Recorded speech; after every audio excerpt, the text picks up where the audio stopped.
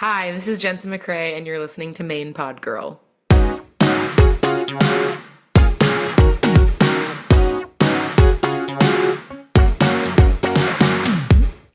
Hey, welcome to Main Pod Girl, a podcast made by Popheads for Popheads. Every episode, we'll be diving into all kinds of pop culture topics with some of our favorite artists and music commentators. I'm your host, AJ Marks. And today's special guest is one of my favorite artists at the moment. You may know her for her viral songs Massachusetts and Immune, or maybe you've seen her open up for Muna and Noah Khan. I last caught up with her 4 years ago when she had less than 10 songs out, and now her sophomore album, I Don't Know How, But They Found Me, will be out by the time you're hearing this. It's Jensen McRae. Thank you for having me. I'm sure that's so exciting just to hear that your album is going to be out by the time this comes out, you know? Yeah, I kind of keep realizing, when I'm looking into the next few weeks, when I was oh, when I do that, my album will be out. And when I do that, my album will be out. That's very weird because it's been 3 years since the last one.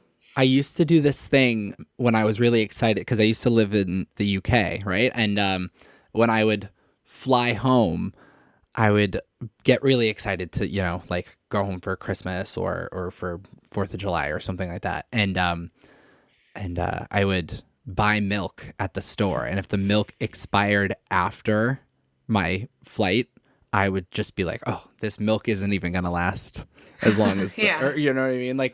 That was my way of tracking things. So yeah, it's cool to do that with an album. That's huge. So let's start off with what we're listening to. Jensen, do you want to go first? Do you want me to go first? I can go first, I guess. Okay. All right. I might pull up my streaming just to check. Honestly, one thing that I've been listening to a lot is, and I will admit this is because of TikTok, is Party for You by Charlie XCX. Love that. I did listen to that album when it came out. I remember listening to it. I think it was during lockdown, and I remember listening to it, but I haven't revisited it until now when the song went super viral. So that is very good. The song that I'm genuinely obsessed with, though, is Jennifer's Body by Julia Wolf. It is so addictive. I wanted to talk about Julia Wolf because I think the same month that I talked to you, the first time, I also was talking to Julia Wolf. Oh my God. Yes, I've been on the Julia Wolf train a while, and I love her. I don't remember when I discovered her because it's definitely been a few years, but I've always, I think it was her marketing that I was just she leaned so hard into every song that I write should be on the Twilight soundtrack. And I was like, that's brilliant. Yes. And yes. then with this song, I mean, obviously that song In My Room went so unbelievably mega viral. Mm-hmm. You know what it was? I think last year, her song Wishbone, I listened to all the time. And that was what made me be obsessed with her. But yeah, this song, Jennifer's Body, is insanely good. Just insanely good. And she can do anything because she started off making kind of hip hop kind of music, right? It was hip hop songwriter kind of stuff. It was singer-songwriter stuff over hip hop beats. And that was her bag. And now she's kind of switched to doing the Twilight soundtrack stuff. And it's so good. And she can do it all. The people have been ravenous for Evanescence. The people, Gen Z craved Evanescence, and she was like, "I understand the assignment. I heard your telepathic transmission, and I'm on my way." That's Absolutely. What she's giving. It's so good. Yes, we've had Maggie Lindemann on the show a couple times, and her whole goal is to be Amy Lee. She's like, "I love Amy Lee. I want to bring back that mix of classical and rock music and stuff." So I can totally hear you on In My Room. I can totally hear a remix. So let's get that, I want to write with her so much. I think that'd be so fun. Her voice is so cool. And I listened to, I guess it was the acoustic version of In My Room, and I was like, her voice still sounds perfect. She's so talented. Yes, absolutely. I've been doing a little bit of revisiting too. I've been listening to I've been tapping back into Deeper Well, the Casey Musgraves album, specifically Perfection with Tiny Habits, because it's one of those songs that it got stuck in my head the other day, and then I listened to it 20 times in a row. And I was like, wait, I didn't appreciate this as much as I should have last year. But also Chloe Keisha, I don't know if you know her, but Sexy Goodbye is the song of the summer. Okay, it laces deadpan humor over a Funky Town beat, Funky Town by Lips Incorporated. And the chorus and her vocal delivery is just so addictive. It's kind of whispered a little bit. And then also Shout out to Fire by Alessia Cara. That song is fire.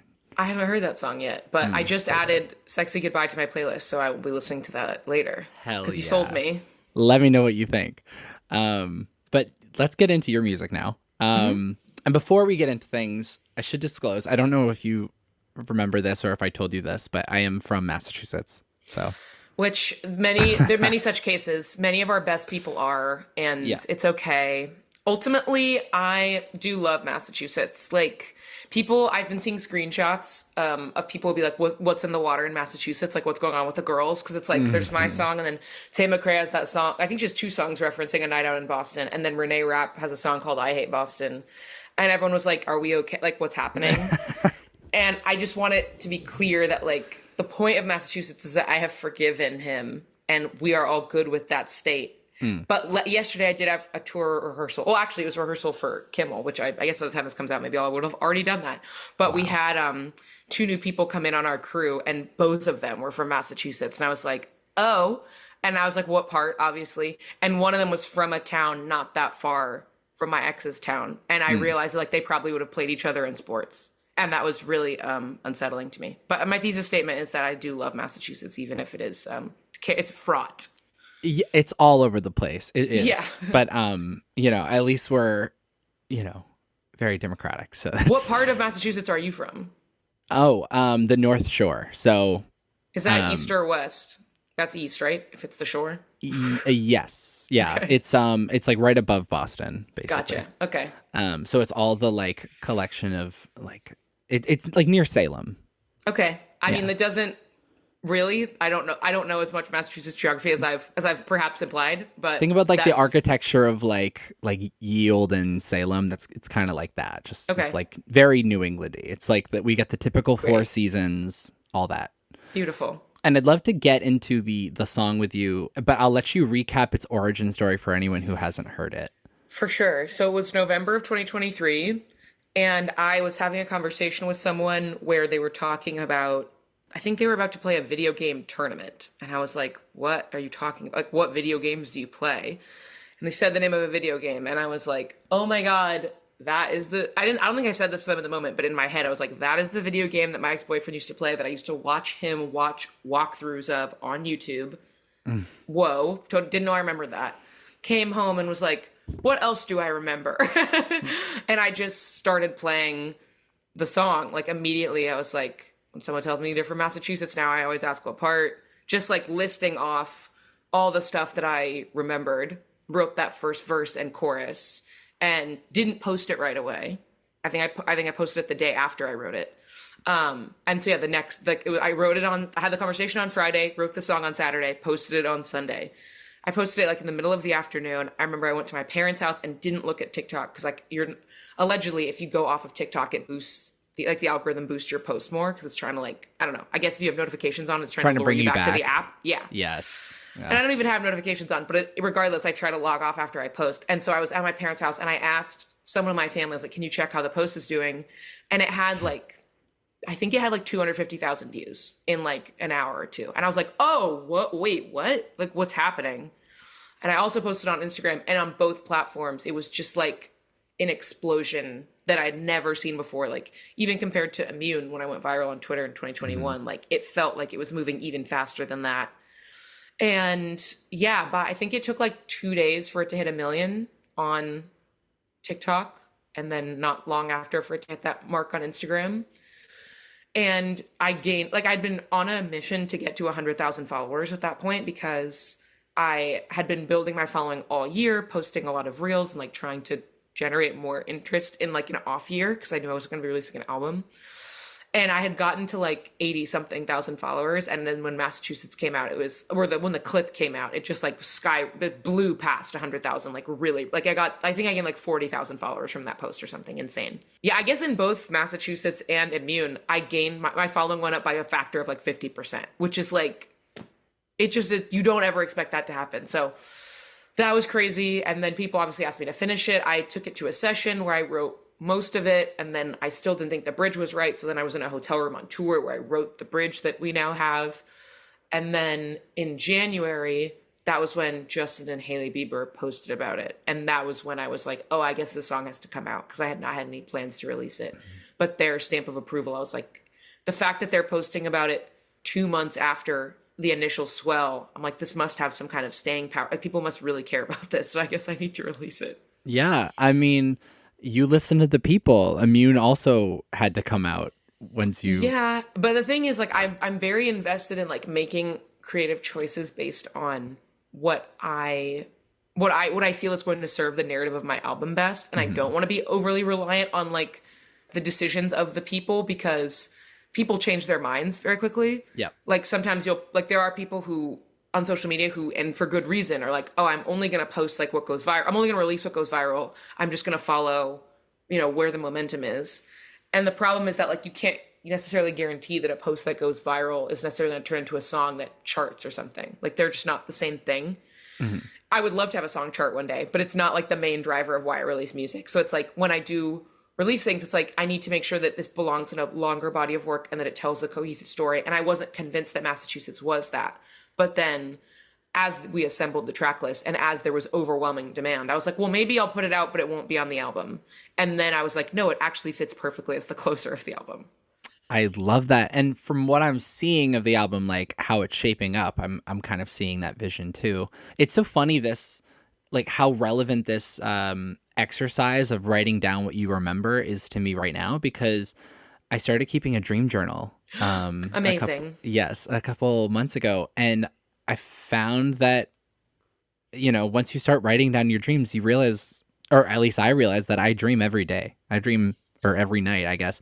And I remember my dreams now for longer because my body is like waiting for me to write them down. And I just get to see how wacky and weird they all are and what I'm anxious about. And I'm anxious about a lot of things. Almost every single one of my dreams is a stress dream, which is crazy. Do you have recurring dreams? No.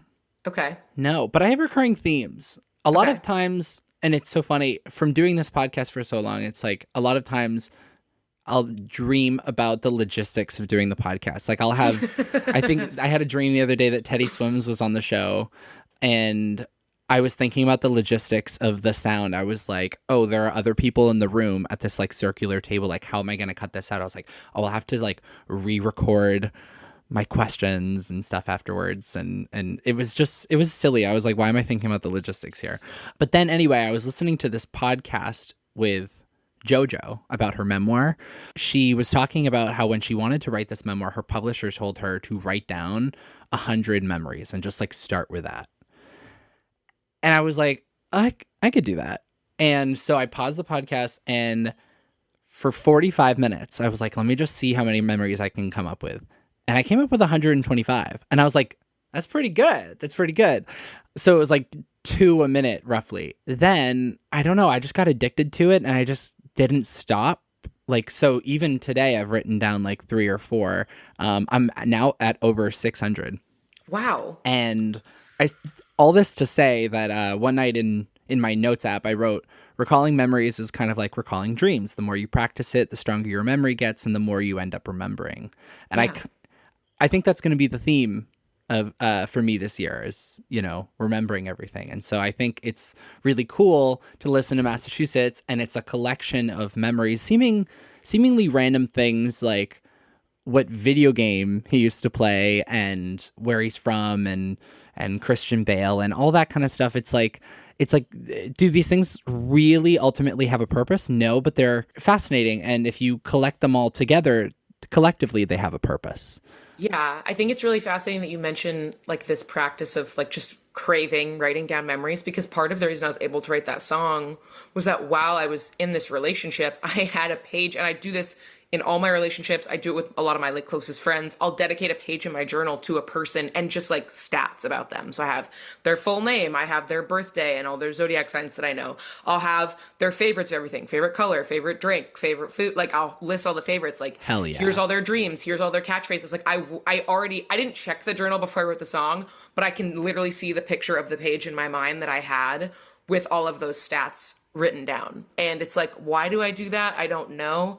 But it's just, obviously the act of journaling, part of it is that you're narrativizing your life a little bit. And I like looking back at these books that, I mean, I have like 30 of them, and like looking back at like the characters that came in and out of my life and like having a stats page for all the characters.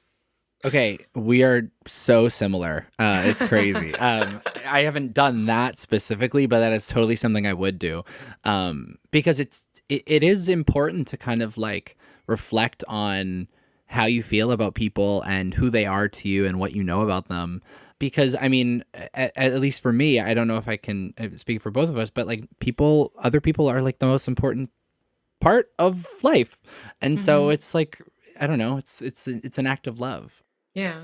I think it's also interesting how much of a response this song has gotten for being so like specific and yet so relatable.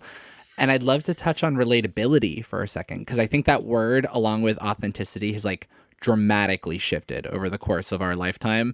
And I'd love to know what your take on that is as a songwriter. Well, I think that with a lot of my favorite songs, I have had experiences where the lyrics are incredibly specific and I still find them quote unquote relatable. Like the example I give often is the song Miss You by Alabama Shakes. The opening line is, I'm gonna miss you and your Mickey Mouse tattoo, and you'll be leaving in your Honda Accord. And that is like obviously an incredibly specific line. And yet I still find that song really evocative, and I listened to it so much, especially in college, when I had no one to associate it with at all. And I think that Phoebe Bridgers obviously does a really good job of getting really specific about that. Like Scott Street is a great example. It's like the line's like, how I asked you how's playing drums. You said it's too much shit to carry. And what about the band? You said they're all getting married. And when she plays it live, she says they're all having babies, which fun shift. But like, that's a really specific life experience. Now, granted, I did have a thing with a drummer. So for me, that is very much about my life. But like, I think even for people who have not had that life experience, like there's something about someone else being that honest. I think I stumbled on my truth of this while doing another podcast, actually, which is that when you get really specific about memories, about like details about people and details about places, those details start to become symbols, less about like the specific person and more about a type of person or a type of memory. And so all of those, the color of someone's hair or eyes, or the clothes that they're wearing, or the expressions that they made, or the way they smelled, like all those things become more symbolic than like specifically meaningful, if that makes sense.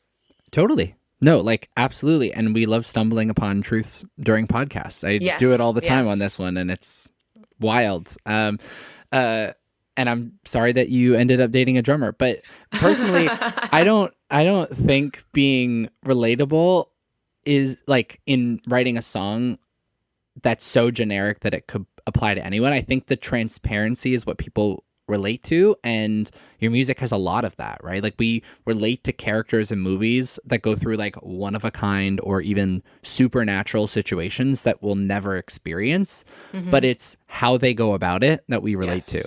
Yeah, it's like you realize if I was in that situation, I would have done the same thing, even if you're never actually going to live through that situation. Oh, but like that is the joy of being like, all right, simulation time. Yeah. I have to pause them. If I'm watching it with a friend and it's like on streaming or something, it's like so nice when you have that friend that you can pause the movie and be like, okay, this is what I would do in that situation. Like literally, let's have some enrichment time in our enclosure. Let's escape to magical fantasy land for a second. Yes, absolutely. I love the artwork for the song too. Like a Massachusetts license plate, and it like soft announced the album title and release date. I had a question prepared here about how that kind of impacted your rollout, and you already kind of touched on that a little bit. And did it feel more like putting a square peg into a round circle? Is that the phrase, or is that the other way around? Whatever Hillary Duff says. Or is it more like it changed your perception of the album? Like, did you realize like, it actually fits, or it was like, this makes the album a different entity than it was? Well, when the song came out, like we definitely already knew, like I've known the album was going to come out on April 25th, 2025 for a very long time. And so that predated, I think, when we had we figured out I don't know if we'd even figured out the final release date for Massachusetts when I knew that, but I knew that Massachusetts was on the album. I knew it was going to come out as a single long before the album. and I knew it was going to be the closing track. So all that stuff like was figured out a very long time ago. I feel like it changes the album a little bit, but Praying for Your Downfall to me also could have functioned as the closer for the album, like without Massachusetts being there. Like Massachusetts puts a bit of a finer point on it and ties it in a tidier bow because it is a more healed song than Praying for Your Downfall. But Praying for Your Downfall is also a really important stage in the healing process. And so putting Massachusetts on there just makes it takes an experience that isn't linear and gives it an ending. Yeah. Which I still do like, because even though this album is supposed to represent how much healing is a one step forward, two steps back, three steps to the side kind of situation, I still do think it's nice for people, again, narratively, to have a place to land. And of like, oh, whenever I finish this journey, or whenever I get to a point where this journey is no longer top of my mind, I'm going to feel like Massachusetts. And maybe I'm going to relate to Praying for Your Downfall for a year and a half before I get to my Massachusetts point. Or maybe it's going to be Tuesday, or maybe it's going to be Savannah, like whatever the track is, like you're going to land wherever you're going to land for a while. But the end point for everyone, ideally, is Massachusetts emotionally. My Massachusetts point is it's going to enter my lexicon. I just know it. Good. I'm going to be like, this great. is my Massachusetts point. I've come to terms with it. And the Massachusetts inflection point. yes, and I've been doing that so much with these memories I've been writing down, and it's like I'm like really able to, when I put them all together chronologically, I'm like, wow, this is a really interesting like view of my life, where it's like I'm actually seeing all these random things that don't matter. And I'm able to come to my Massachusetts point with some of them, and some of them I realize I'm still in my Savannah. What category are, like, do you feel like these memories are mostly about romantic relationships, friendships, family, work? Like, what category is like most overrepresented among your recalled memories?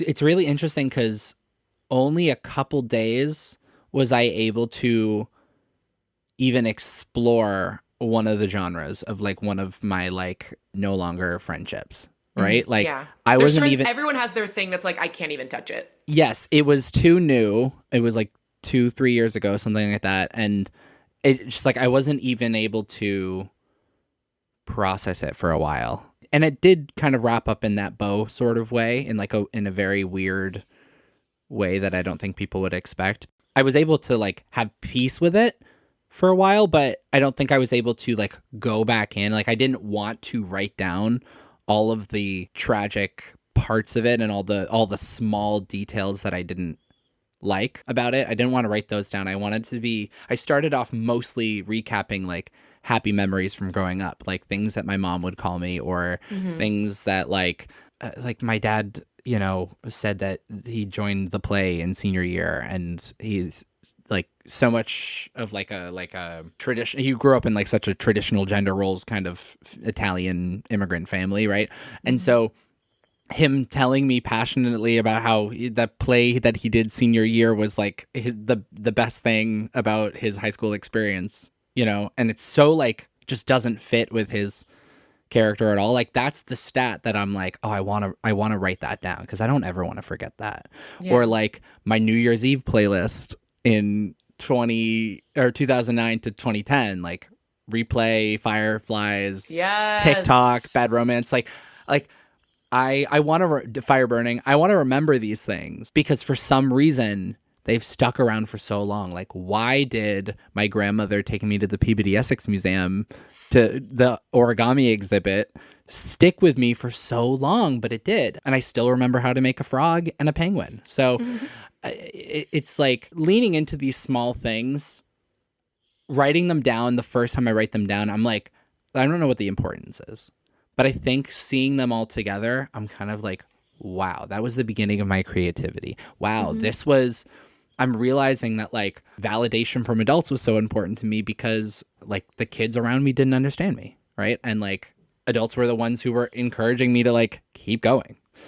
Well, to your point, like something you said earlier about like the things you didn't want to recall, like the act of doing this, and like obviously you know this as a songwriter as well, like you get to decide what's part of the record. And so once enough time passes, like you will forget what you don't write down by and large. There's obviously huge things you don't have to write down that you always remember, but there's certain small things that will elude you if you don't record them in some way. And I could go into a whole tangent about this, about how like record keeping is almost an act of violence because you're deciding like what to what to cut out of your historical record, your personal record. Yeah. And all of the positive things that you're reporting, like you're helping, that's reinforcing the narrative you want to construct about your life. And by choosing what to eliminate, you're like, I'm deciding that that's not part of the story, even though it didn't happen. Like it's not part of the story. Yeah. Yeah. There are some things where I'm like, okay, that's maybe not relevant, right? Like in the grand scheme of things, like that really doesn't have any impact on the story one way or another. So I play a little bit of story editor there, but I think I'm realizing there are so many parts of the story, not necessarily with this friend, but just in general, things that happened that I'm like, oh, I really don't want that to be part of the record, but I'm going to write it down anyway because I'm going to kind of force myself to come to terms with that. So that way, if it ever does cross my mind, that I'm like, oh wow, that is important in some way. Like, why did I do that? Like, and even if the importance is I did that as a kid with seemingly no thought, and that shaped my guilt, and that shaped the reason. That's the reason I would never do something like that again, is because I did it on accident once, and now I'm like, okay, I'm never touching that ever again. You know, it's just interesting how all these things, you know, shape us in the whole nature versus nurture debate. And it's like I'm realizing a lot of the nurture comes into play here. Yeah.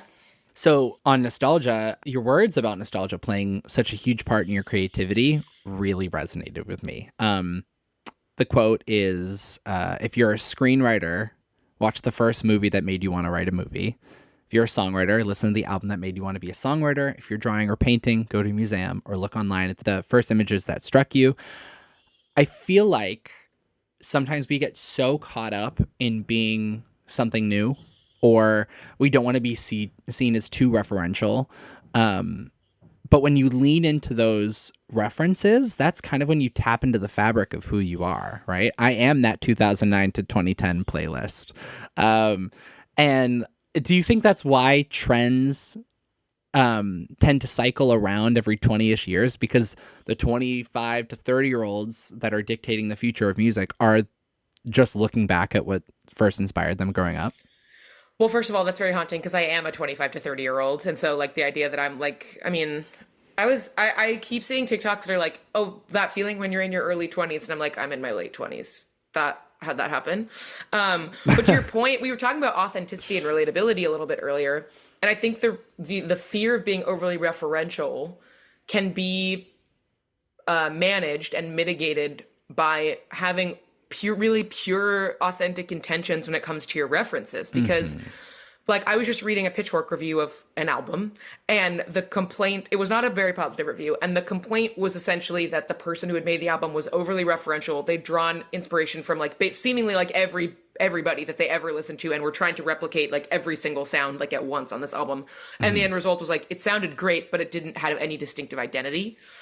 And I think when you are really caught up in like, I want to impress everyone, or I want to make sure I hit every single person who I've ever been influenced by, it becomes very muddied in the same way that if you mix every single color on a paint palette, like it just turns like to mud. And I find that when I'm really specific and deliberate about my references and my homages, there's a very clear through line. Like I think you can identify my influences very well, but it still sounds like me. Like it's like my interpretation of that thing with, you know, the sauce and the spice that only I could have added, that someone else who's influenced by that person wouldn't have executed in that way. And my little brother's also a musician, very talented musician, and he's been playing me stuff that he's going to put out soon. And I was saying similarly, like I can identify your influences so clearly, but it doesn't sound like you're doing like a ripoff. It doesn't sound like you're trying to do a sound-alike contest. It's like I just hear you honoring that with your process. And so all my favorite musicians have very obvious predecessors. Like the musical ancestry is very clear, but it doesn't sound like they're trying to just do an impression of that person. Like, which is funny because like, obviously my first viral song was me doing literally a Phoebe Bridgers impression. And still the end result was, well, but it still kind of ended up being a Jensen McRae song. Like it didn't sound exactly like Phoebe Bridgers. Yeah. Because I feel like I'm very in touch with my own voice and identity and POV. And I think even when I am working overtime to do a deliberate, like tongue-in-cheek, like reference to someone, I still can't help but be myself. And I think when you devote a lot of time to figuring out what you genuinely like, which I mostly was able to do because of the producer on my first album, Rocky, he was like very deliberate about like, we're going to make something that sounds like you. I love all these references you're bringing me, but this is your project and it needs to sound like you. That whole process has informed everything about the way I go about writing and helping to produce my albums. Like, I want it to still feel like me, even as people are like, oh, I thought that was a song by X artist. Like, I could, like, that feels like this person. It's like, okay, but I think I've done a pretty good job of making sure that it still sounds uniquely like myself. Totally. And it's the same thing with like people on their own albums. Sometimes when you get to a point where you're Miley Cyrus, I can hear in Plastic Hearts, oh, this song is a Dead Pets, this song is a Bangers, this song is, you can kind of see where they're pulling on themselves. Like, if these all had to disperse from this album, which albums would they go to? And it's just fascinating. But I think the important thing is you don't need context from the reference to understand the product of work that you're putting out. Like, I didn't know about the Phoebe Bridgers thing when I first listened to Immune. I found you through a friend, right? And then, I looked up everything about you when we were doing our first interview. And that was when I learned all of that. And I was like, oh, that's how this song was created? Like, that's crazy. But it didn't stick out to me as like, Phoebe Bridgers, like, didn't cross my mind in that way. But like, you totally hear it when you are like saying this is like my intention for writing it. So I think it's great that you don't need the context for the original to get the reference. Then there's that, and this is not slander at all, because I think once you get to a certain point in your career, you can, do pastiches. But there's that Halsey album, The Great Impersonator, whose point is literally to do an impression of everyone. And for that album, you do need to know what all the references are. There are some songs where I'm like, I don't get it. And that's because I don't know what the original song is, or I don't know who the original artist is. I'm not as familiar with their work. So there are some songs that just kind of go over my head. So there are definitely different ways to play it. And you've spoken about this with pop music, writing pop music for other people. And that comes with so many new parameters. There's like a math you have to hit with the beats and the syllables and the structure. Whereas it isn't necessarily so rigid when it comes to your own music.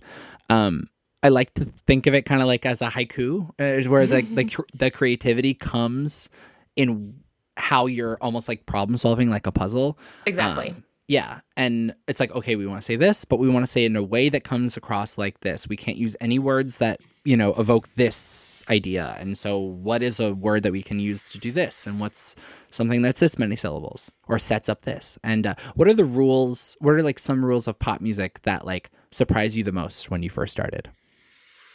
I think it's such a case by case situation, because like when I'm like certain songs that I'm writing, it's like we've developed like essentially a long form metaphor that we're trying to stick to for the whole song, which I do in my own writing too. Like Wolves is one extended metaphor, like played out across a whole song.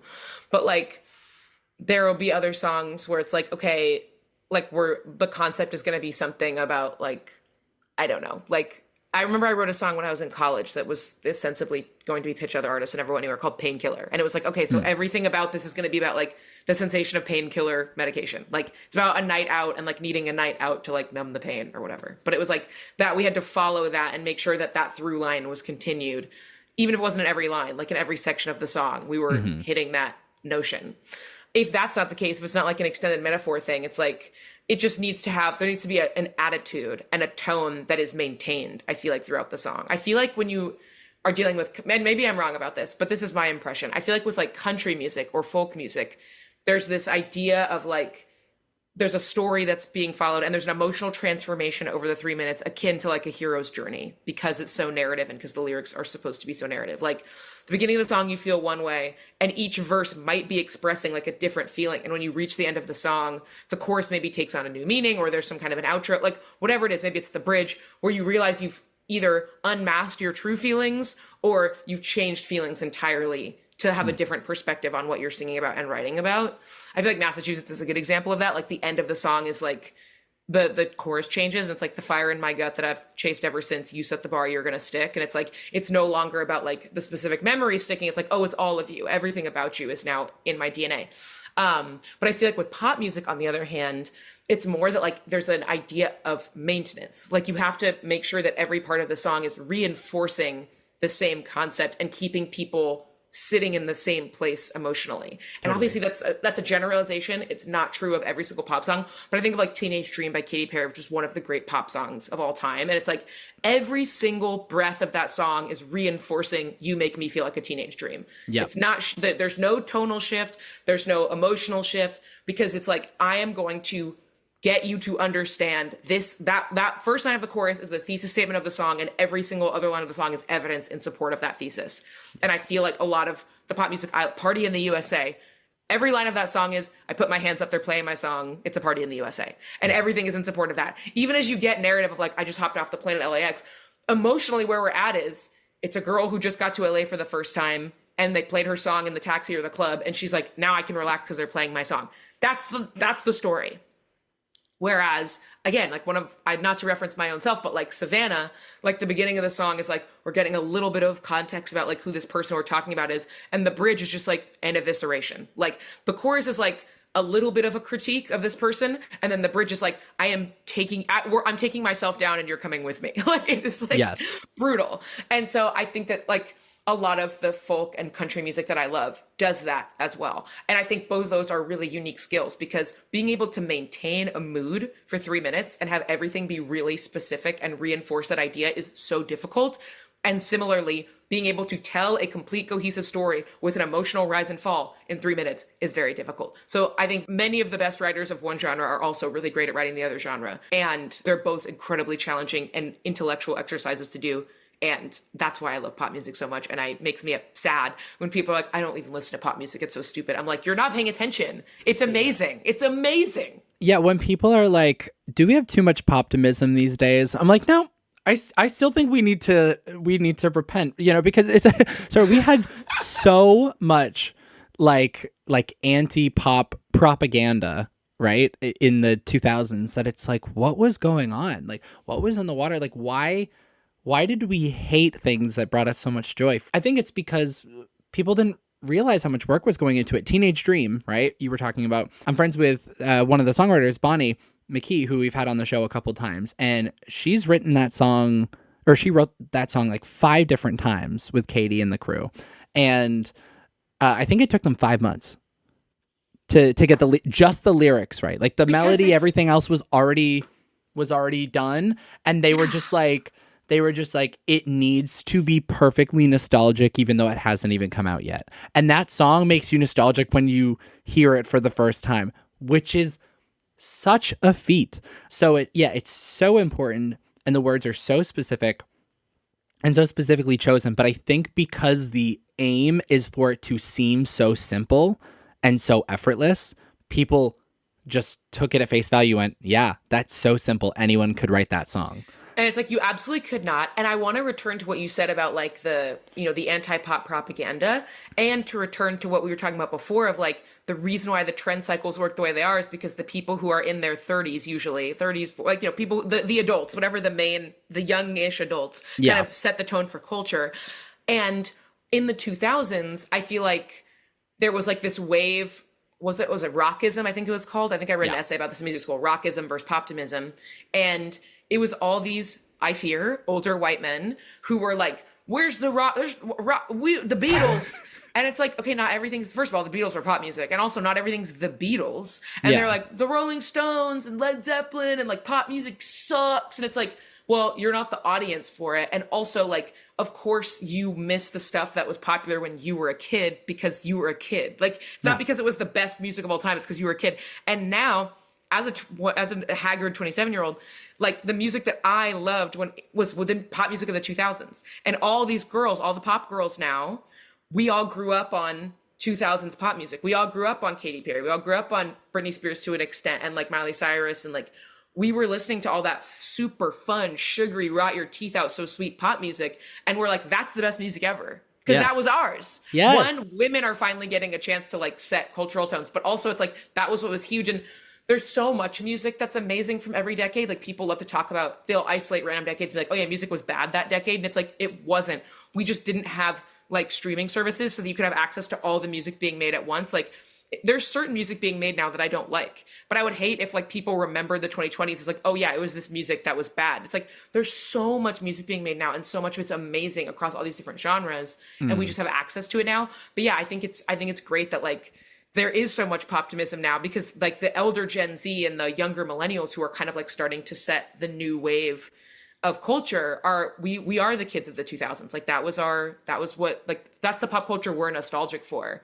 Yeah. And that's again, not to say it's the best. I feel like it's the best because like in the same way everyone thinks the I feel best like- cast of SNL, the best cast of SNL to everyone is whoever was on SNL when they were 12. Yes, And it's exactly. like, yeah, like of course you think that, but every decade has been great because that's how culture is designed. Like It's the same with Pokemon games. I think there's this like test online that's like, what's your favorite Pokemon game and what age are you? And it's like, oh, basically like 1-to-1. Like it's, you know, and words mean so much, right? Like I feel bad that we haven't even tapped into my favorite songs so far from anything you've released, which is Savannah. I love that song.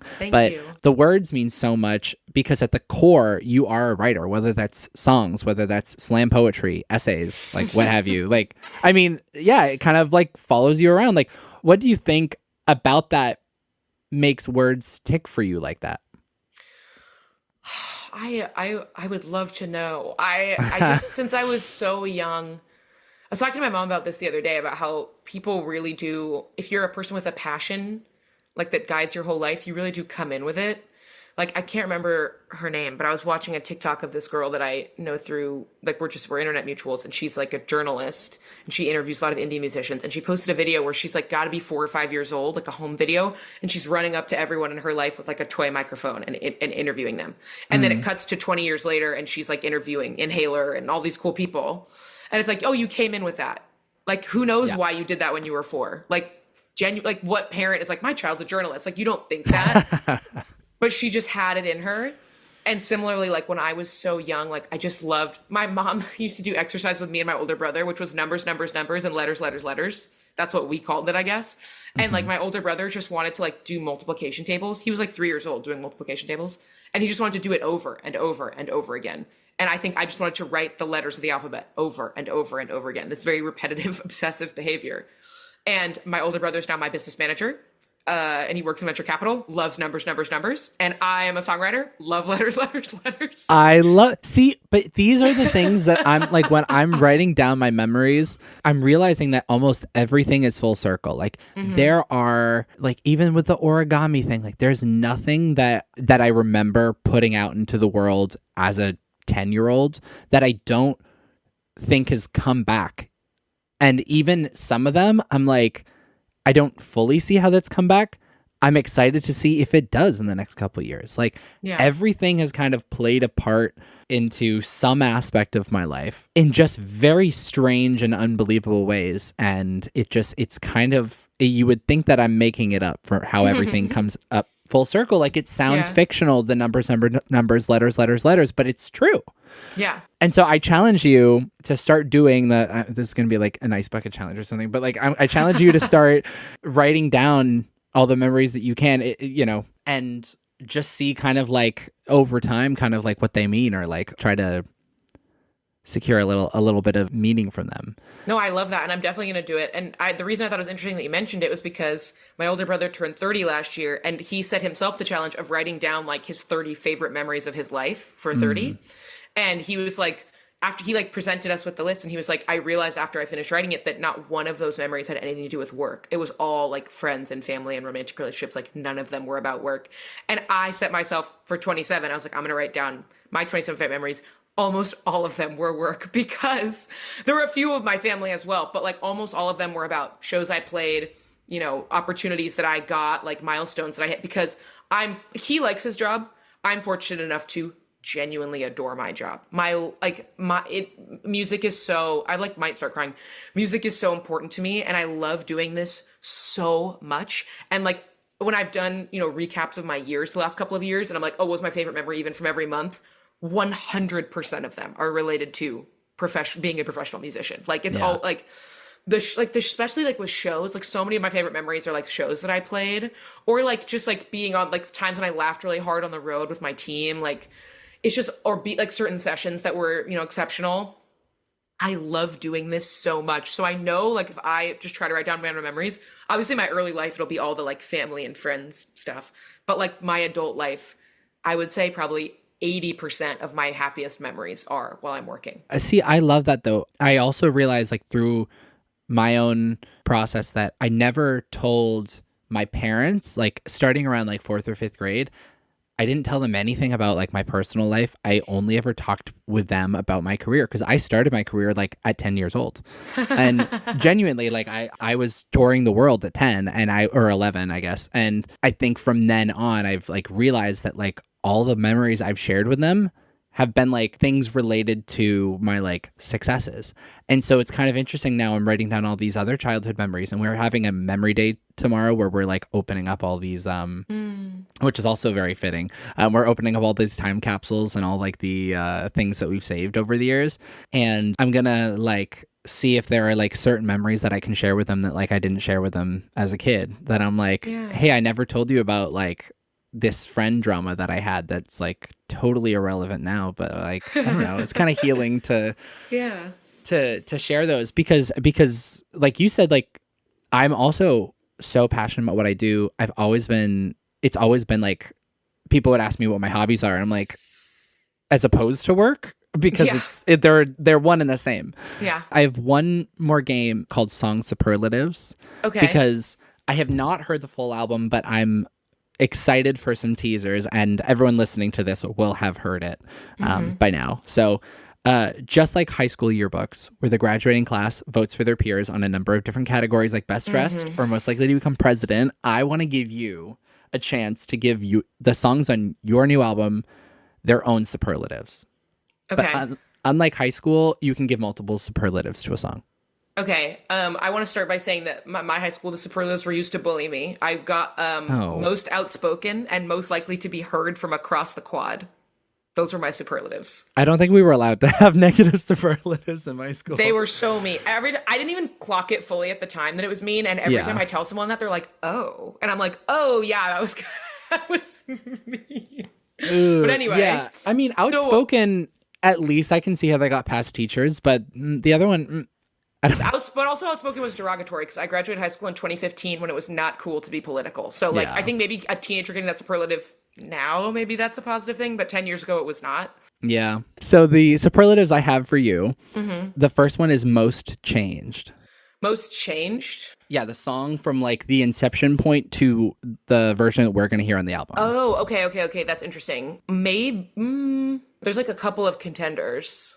I feel like my instinct is to probably say Let Me Be Wrong, because when I wrote that, we had like a production vibe on it that just ended up not sounding like what the rest of the album sounded like at all. So we went through a lot of versions.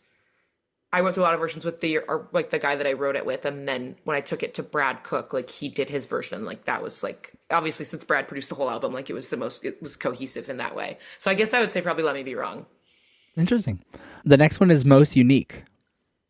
Oh, probably I Don't Do Drugs, because that was the one where I was like, there's a vocoder on it, or like there's like vocal stacks to simulate a vocoder, and I was like, I really wanted that on there, and there's nothing else on the album that sounds like that. And when I wrote it, I was like feeling myself in my Bon Iver bag. I love that. It's funny because like obviously I've become friends with Justin now, and like he's heard the album and he loves it. He said a lot of very nice things about it, but I'm just like, thank you for not acknowledging that like I Don't Do Drugs is literally just me and my Bon Iver bag. Yes.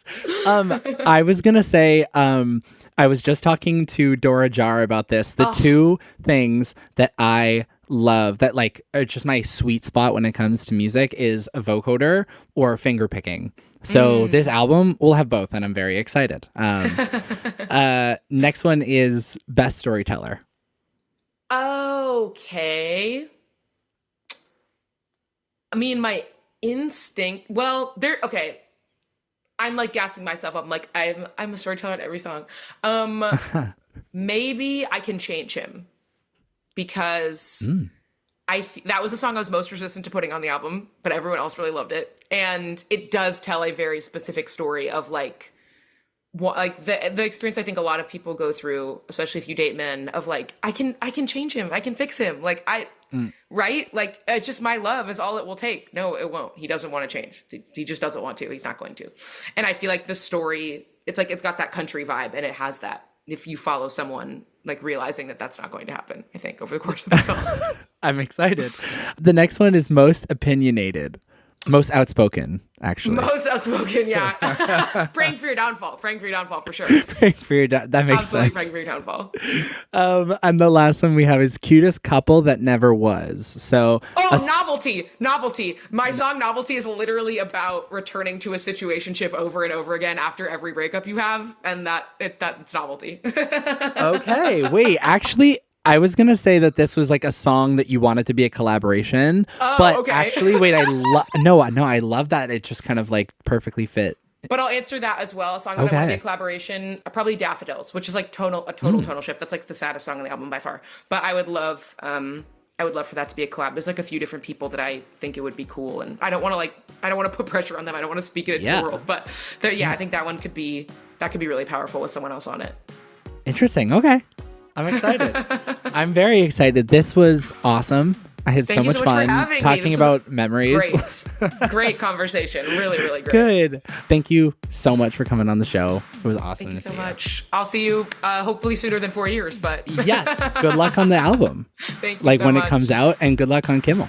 Thank you so much. Thank you so much, Jensen, for joining me. Thank you to Noah for the theme music, and thank you to Chris for editing this episode. Make sure to rate and review us on whatever podcast platform you're listening to us on right now. See ya.